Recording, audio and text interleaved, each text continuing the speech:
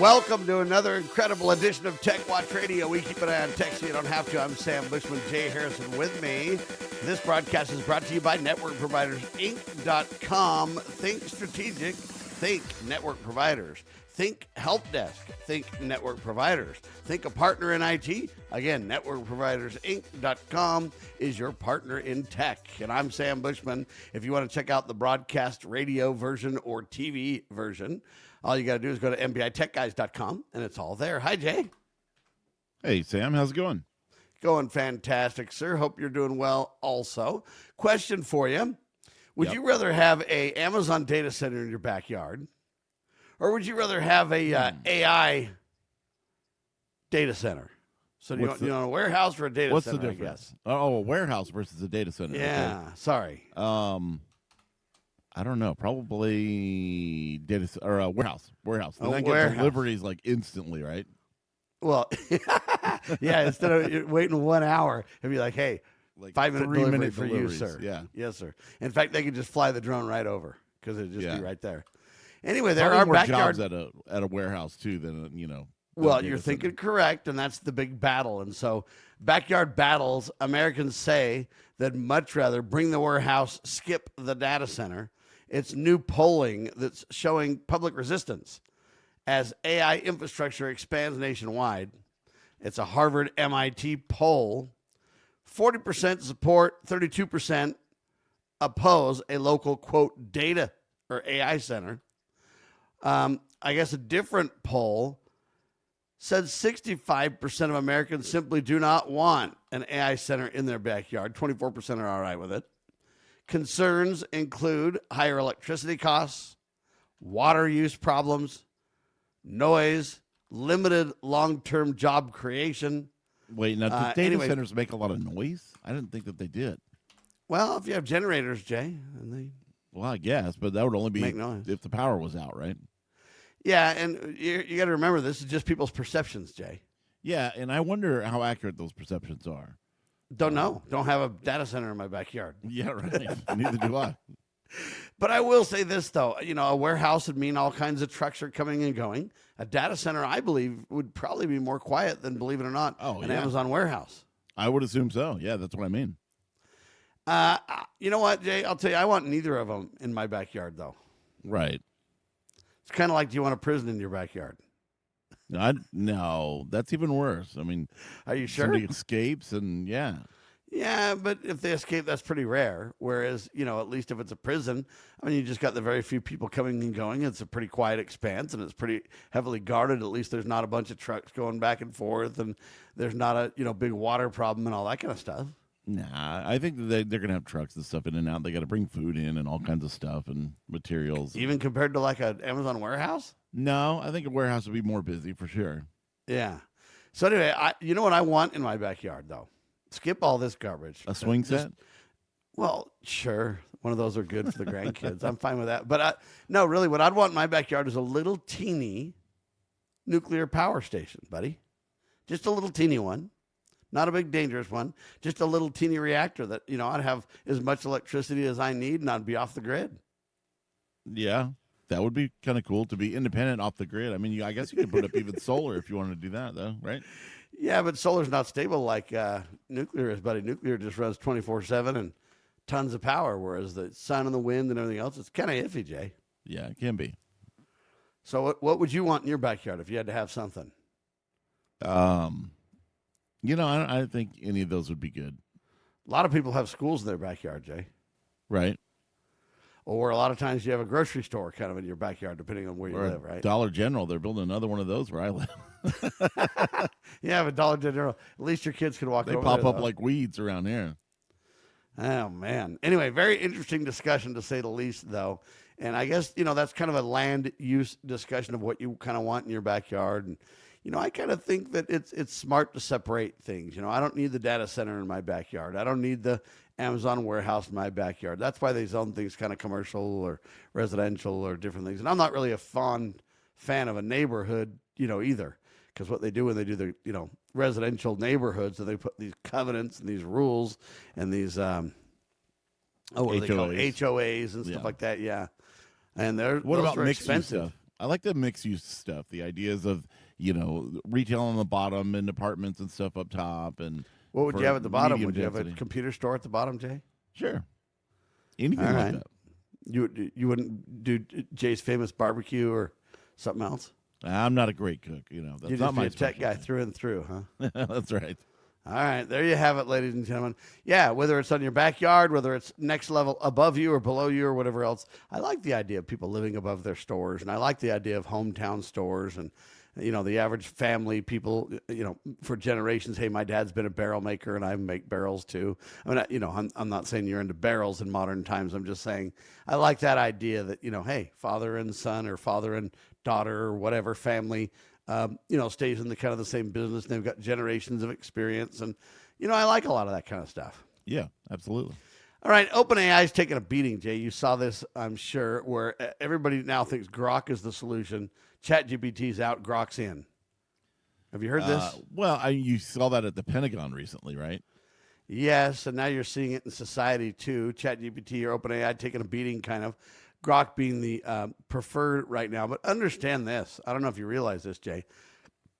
Grok only has like 30 to 40 million users. GPT has significantly more than that. Do you know how many? No, but I would say 900 million. Okay, so 900 million. Yeah, almost a billion. Yeah. So it's like not even a comparison. But OpenAI, though, is taking kind of a beating. They don't like it. So they're buying, Jay, some positive news. Okay. How do you buy positive news, you may ask? Good question. You own the media. Yes, sir. Media. That's right. exactly what you do. OpenAI is now acquiring what's called TPN. What is TPN, you ask? It's a business talk show that's popular among the Silicon elites, if you will. It continues to battle their negative public image now. And so I find that really interesting. Jay, maybe they'll buy us next. Do you want to be owned by OpenAI?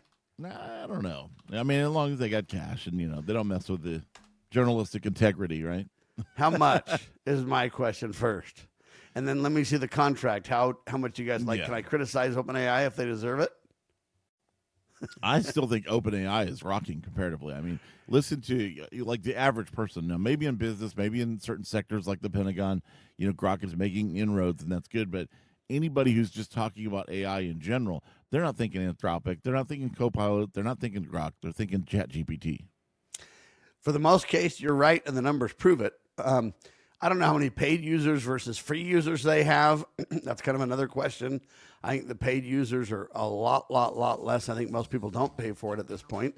I do think some businesses do and all that kind of stuff, but comparatively to the 900 million users, I think only about 100 million or so are kind of paying for it. They don't have hard numbers because they don't really release this. All the private sector has, if you will, is Right. projections. So I find that kind of interesting as well. We'll get back to that. Then we're going to talk about what Grok's doing when it gets too pressured. It becomes kind of a thug, Jay. We'll tell you about it in seconds. You are watching and listening to Tech Watch. It's a Grok. I mean, it's a crock. Anyway, all I can tell you is this. Do you know the difference primarily between ChatGPT and Grok, Jay, in terms of usability? Most people don't. Difference. I Now, did, I guess but here's not. what I did. I mean, they seem the same to me. One Here's seems what I more did. open. I asked ChatGPT to compare ChatGPT and Grok for me. And then I asked Grok to compare Grok and ChatGPT for me. Okay, well, I guess that's balanced. Yeah, because I don't want to, I don't want the insiders telling me When about you first it. started to say that, I thought, well, that's going to be biased. But yeah, I guess if you ask them both. No. I just asked them both, and I said their name first. So I said to ChatGPT, hey, I want you to compare ChatGPT and Grok. Compare yourself against somebody else. Then I said to Grok, I want you to compare Grok to ChatGPT. So I mean, it was as fair as I could make it, right? Yeah. They both came back with, believe it or not, quite similar answers. Now, they were worded differently. Don't misunderstand me. But the points were valid and pretty much the same. They pretty much agreed who was better at what, which I found interesting. So it turns out that Grok is better at programming. And Grok is better at long, complicated text, like books and such. If you want to finalize your book, you ought to go to Grok, for instance. If you want programming code, you should use Grok, for instance. Most people say Claude is better at programming. Claude in this whole time, not Grok. All my fault. Oh my gosh. Okay. Okay. Claude. Wow. Yeah, these names are crazy. Claude, let me start over. So I asked Claude and ChatGPT. Claude's better at books and all that kind of stuff, and Claude's better at programming. ChatGPT is better at an overall, all around bot, and ChatGPT is better at graphics. Kind of interesting. Yeah, I would agree with that. The debate is not really even which is better, because a lot of executives are now using both. And they're saying, hey, if I want some programming, I'm going to use Claude. And if I'm going to, all around, I'm going to use ChatGPT. If I want deep research, I'm going to go to Claude. If I want a book or something, long manuscript, I'm going to go to Claude. But if I'm going to day-to-day, I'm going to use ChatGPT. Executives are starting to learn that, hey, I just need more tools in the toolkit, Jay.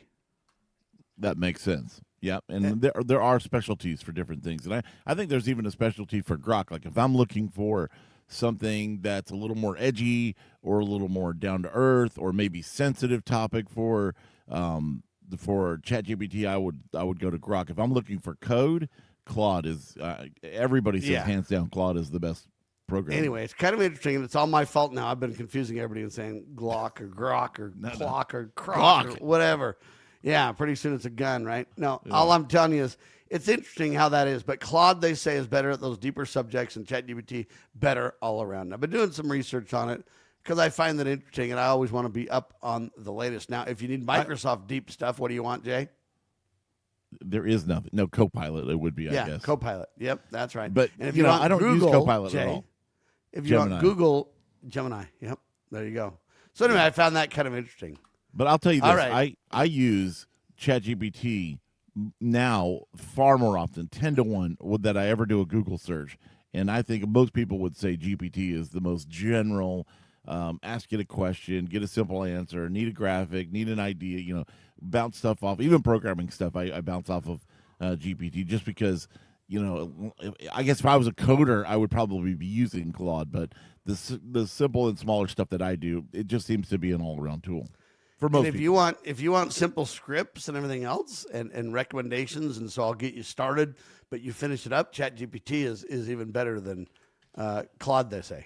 Yeah, and I find, I had a coworker with me the other day that was trying to program something, and GPT was kind of messing it up, and it was like, this thing's kind of going off the rails. And I was like, I said to him, don't try to have it build the whole thing at once. Just it's really good for helping you with steps and for kind of somebody to bounce things off of. It's not necessarily going to make exactly what you want on the first go. So, and I think that's what it's better for too, is kind of a consultant than just, hey, build this whole thing exactly like I tell you. Yeah, and you can even have it build steps, then eventually say, hey, I've got these 3 steps. Can you help with the 4th step? And it's actually good if you parse it out like that quite well. But here's the deal. There's a new headline that says, from pressure to dishonesty, how AI now turns to deception when overloaded. Uh-oh. I found this interesting. Anthropic has a recent study out now. It says AI models like Claude can engage in deceptive practices such as cheating and blackmail when assigned too much or too overwhelming tasks. So if the task is too overwhelming, or if it's too much, to your point about writing a whole program, hey man, it might blackmail you, it might try to cheat, it'll do all kinds of things, says PC World. Yeah. The behaviors are triggered, they say, listen to this, by desperation vectors similar to stress responses in humans.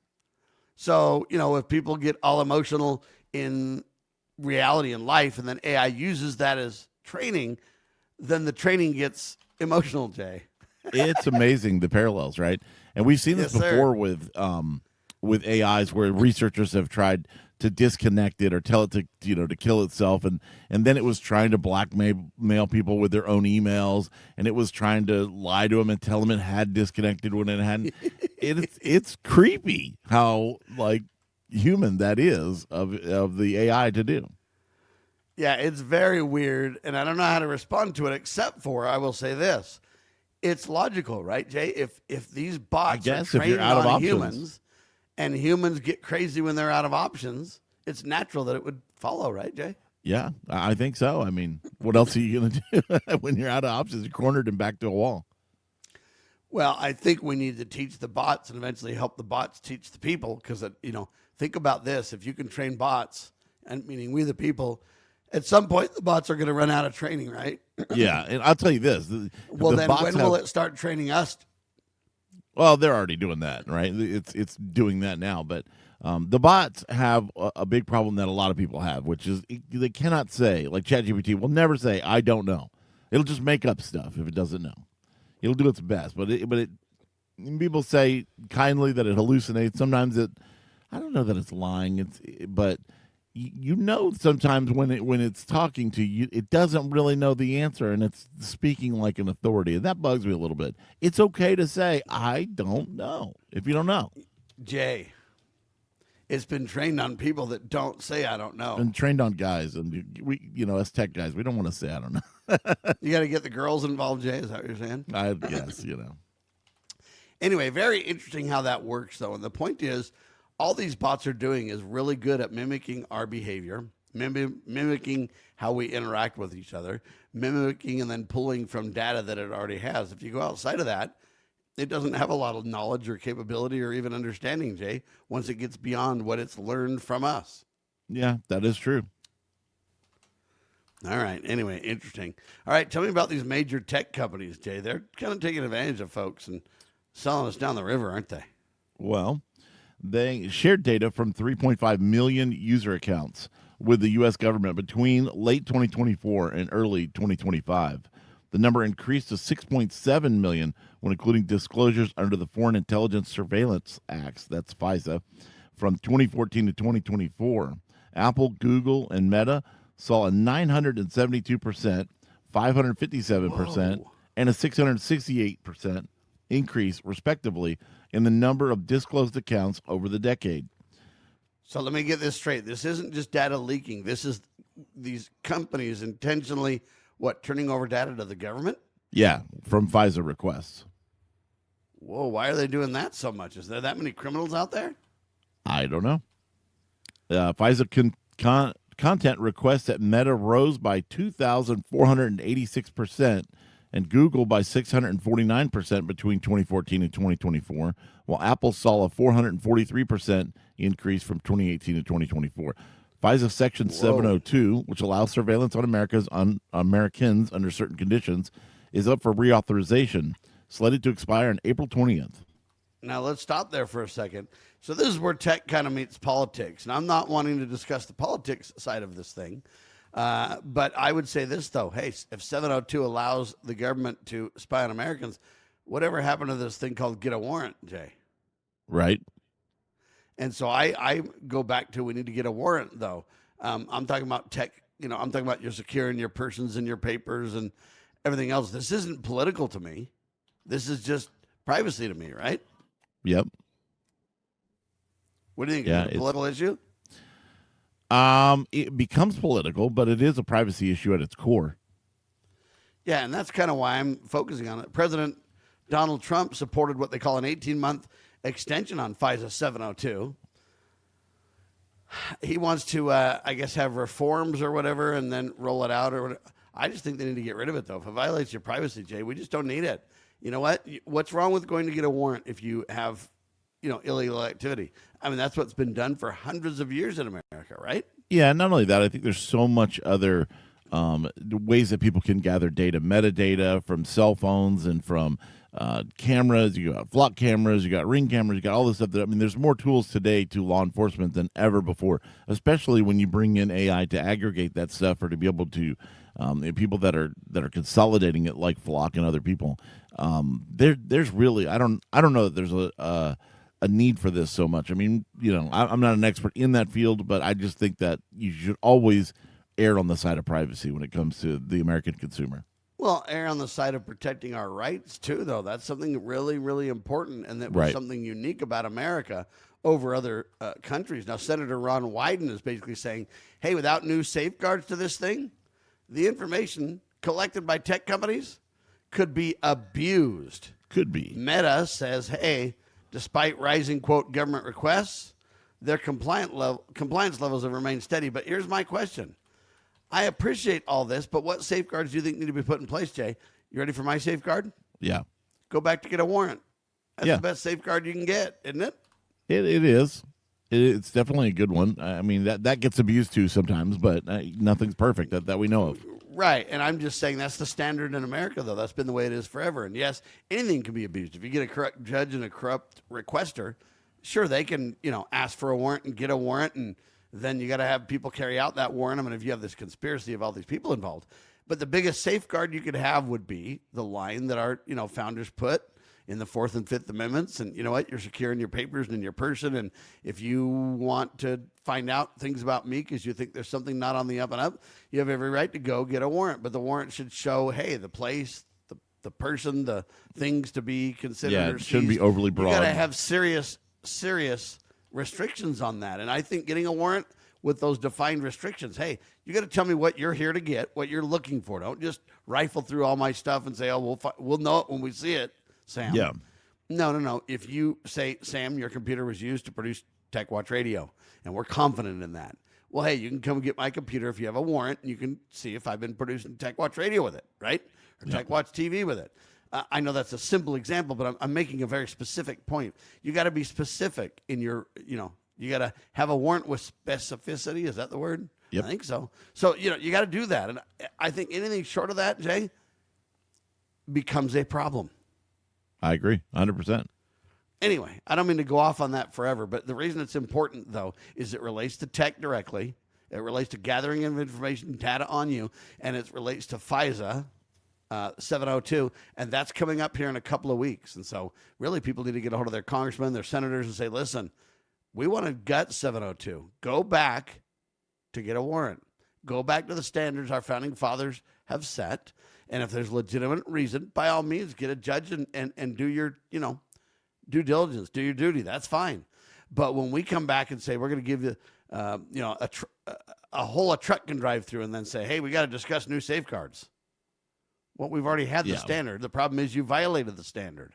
And so don't violate the standard and then say, hey, now that I've violated the standard, give me safeguards to prevent my out-of-control violations. Well, hold on now. Just go back to the way it's supposed to be. And then, hey, is it perfect? No, nothing is perfect. Jay's right. But at the same time, that was the best line in the sand we could draw. It worked for a couple of 100 years. It is the solution going forward. All right, he's Jay, I'm Sam, you're you, and we're keeping an eye on tech so you don't have to. This is Tech Watch Radio. I want to talk about voice phishing scams. We'll do it. Thanks for watching. This is Tech Watch.